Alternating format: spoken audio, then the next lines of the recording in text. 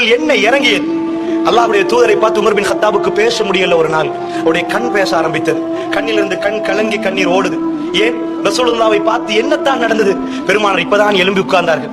ரசூலுல்லாஹ்வுடைய வீட்டில் இது நடக்கிறது. உட்கார்ந்த ரசூலுல்லாஹ்வுடைய மேனி வெண்மையானது, சிவப்பு.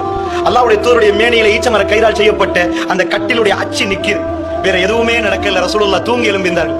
என்ன சொன்னார் உமர் பின் கத்தாப் ரலியல்லாஹு அன்ஹு அவர்கள்? ஷாமுடைய தலைவர்கள் எல்லாம் பார்த்தார்கள். அவர்கள் ஆடைகளை நீட்டிக்கொண்டு உடுக்கிற விதமும் அவர்கள் போகிற விதமும் அந்த கௌரவத்தை எல்லாம் பார்த்து, யா ரசூலல்லாஹ், இந்த உலகத்தில் அதுக்கெல்லாம் அருகதையானவர் நீங்கள், யா ரசூலல்லாஹ், ஒரு பஞ்ச நிமெத்தை தச்சு தரட்டுமா? ரசூலுல்லாஹ் என்ன சொன்னார்? உமர், உங்களுடைய ஆசை பரவாயில்லை, தச்சுத்தார்கள். என்ன சொன்னார்? யா உமர், உமர், நான் வாழ வந்தவன் அல்ல உமர், நான் போக வந்தவன் என்றார்கள் ரசூலுல்லாஹ்.